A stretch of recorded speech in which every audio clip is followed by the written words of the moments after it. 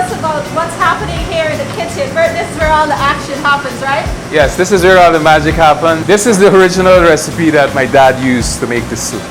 Nothing has changed in 60 years.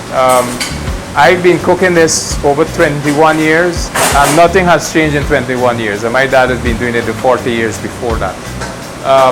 And that will remain so forever.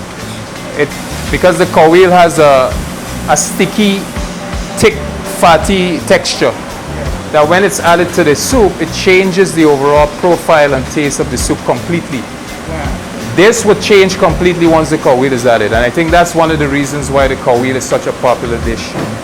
Guyanese know it, and when you eat it, you kind of taste the stickiness of the fattiness of that cow heel. But the cow heel also is prepared separately, but then it's added on here. The liquid from the cow heel is added here. And this is the guy, this is the magic, this is what everybody wants.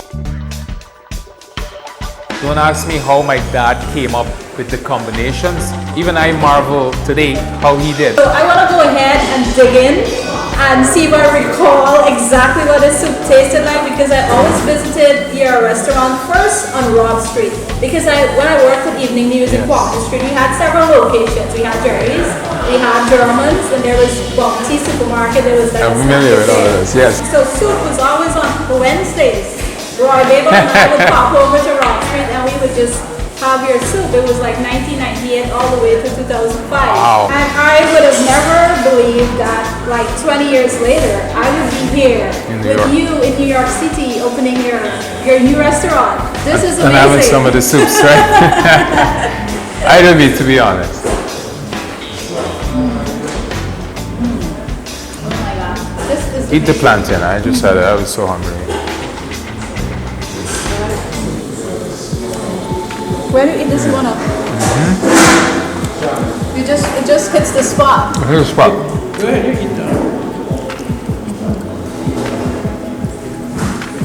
But the soups are very, very popular. It's popular in New York because I think the weather patterns also helps it, especially in the winter. Everybody wants soup.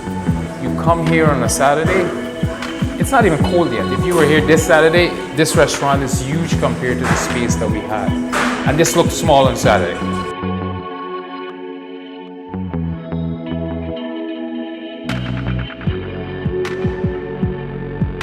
Listen, if they had that grit mentality, this here would have never happened. COVID wasn't easy, and listen, 60% of all restaurants closed in New York.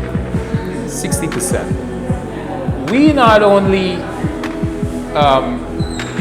survived and didn't close, we moved from one location to another when COVID hit.